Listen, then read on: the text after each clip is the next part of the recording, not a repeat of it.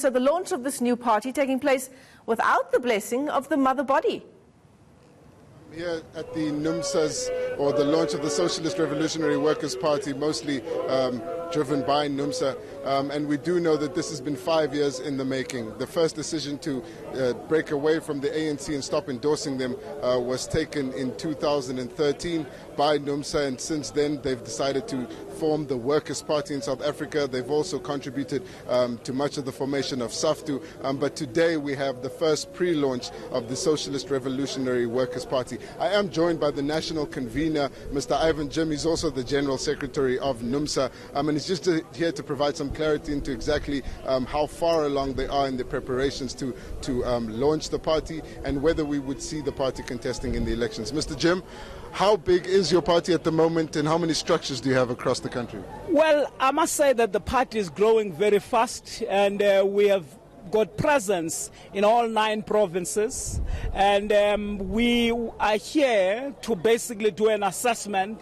of the strength and capacity we have, but also to debate and ensure that we emerge from this conference with a clear program on how we must surface the party in all our 9 provinces. We will be hitting the ground, running, mobilizing, making sure that every worker, every person who does not own means of production, that he knows that he's got a home, and that home is the Socialist Revolutionary Workers Party. Just give me some specifics on the party. Do you have branches, provincial structures, and national leadership? As far as we understand, you're the national convener, but who is your team?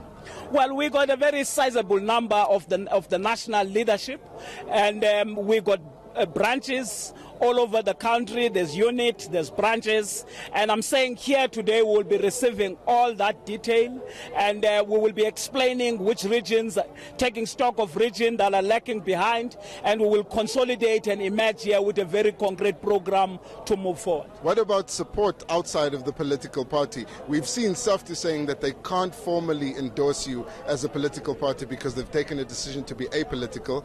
You've done a lot of work with civil society organizations, but whose support do you currently have in terms of organization? Well, our focus really is not to unite the left. Our focus is to unite the working class.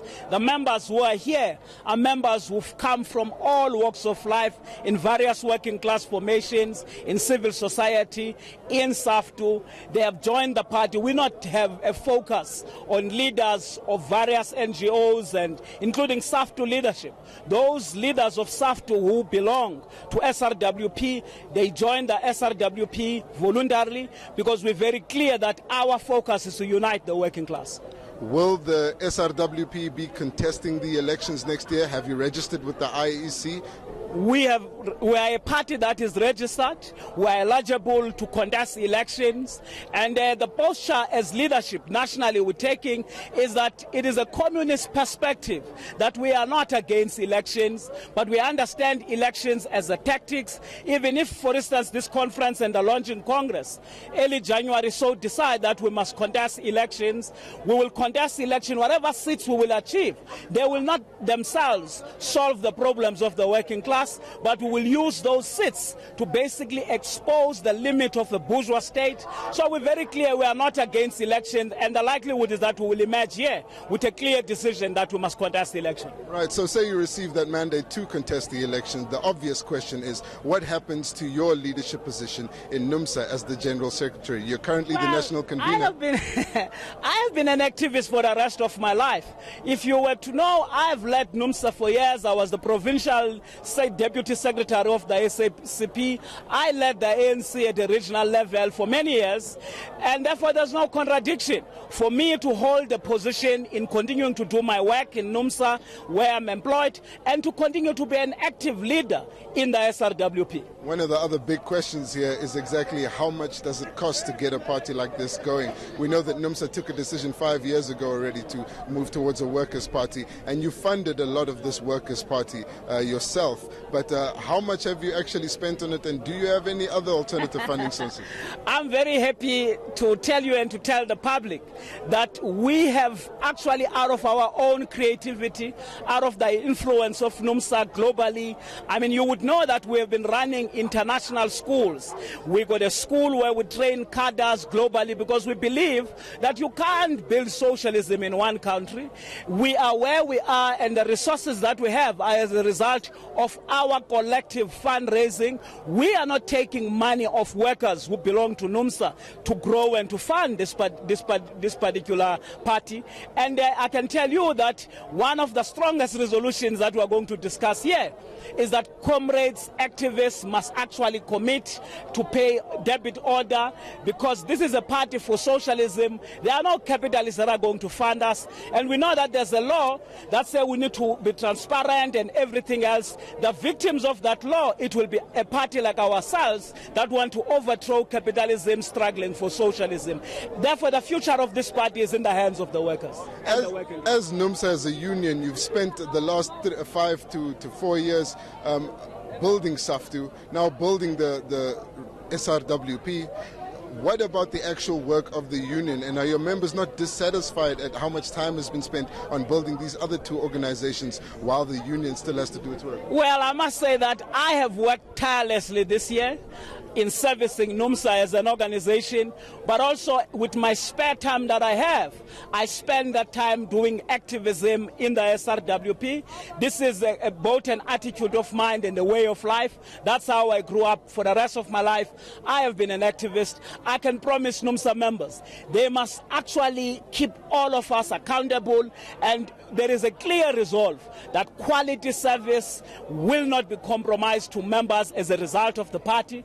But workers themselves, without anything else, they should join the Workers' Party voluntarily and be active in the party. And the strength of this party must also mean the strength of SAFTU, the strength of NUMSA, because that's the only way we're servicing the same working class. The emergence of the SRWP, lastly, Mr. Jim, would be seen as a potential fragmentation of the left, because many of the leftist people in the country and workers have been voting for the EFF. Do you think that you will further splinter the EFF's vote by emerging? And why didn't you just stay within SAFTU and tell the workers to go to the EFF as Julius Malema asked you to do? NUMSA, when it was launched in 1987, one of the things that it committed to do through a socialist charter was that it will struggle for a socialist South Africa. And it is obvious from that that we needed a workers' party, which is a party that is worker control. And therefore we have a duty to mobilize the working class as a class for itself, to basically take up the struggle and build a party that will be both a shield and a spear for the working class. That's what we're delivering. We're not forming this party because we have targeted a particular party. There is democracy in this country. The working class must be free to join the party of their own choice, where their voices will be heard. We can only say, this being crystallized by NUMSA, this is a democratic party. NUMSA is a worker control union. We will simply carry that culture. Of course, this is not a NUMSA party. This is a party of the working class in general. If you work, you are welcome. If you don't work, if you are young, if you are a woman, everybody is accepted in this party. As long as you don't own means of production, you are welcome in this party. If you are in academia, you are an intelligentsia, you want a platform to contribute to restructure South African economy, to join the struggle to ensure that the social surplus that is broad daylight in the working class and ensure economic redistribution, this is your home. Last question from me. The United Front took part in the 2016 elections. That was also a project funded by NUMSA and built by NUMSA, but the showing was very poor, and the United Front seemed to largely flop. Are you not afraid that you could the same thing could happen to the SRWP? We're very happy. I must tell you, there are many councillors who are here who basically, out of people from the ground having taken a decision that they will contest through United Front. And by the way, that decision was taken against our will. We didn't form the United Front so that it should contest the election. It was a front of struggle to make sure that the people who were leaderless, who had service delivery protests that were not led, we said we'll form a United Front to do so. And yes, people in various municipalities contested. We won councillors. Those councillors are here. They will now form part of the SRWP. And we're going to pull our energies together and pursue class struggle as the only guarantee for change. Thank you so much, Mr. Ivan Jim, the national convener of the Socialist Revolutionary Workers Party, but also the General Secretary of NUMSA. So big plans here for the party, but we'll have to wait and see whether or not they're able to consolidate their structure and make some sort of impact in the national elections next year. Michelle. All right, thanks for that. Govan Whittle's live to us there from Boksburg.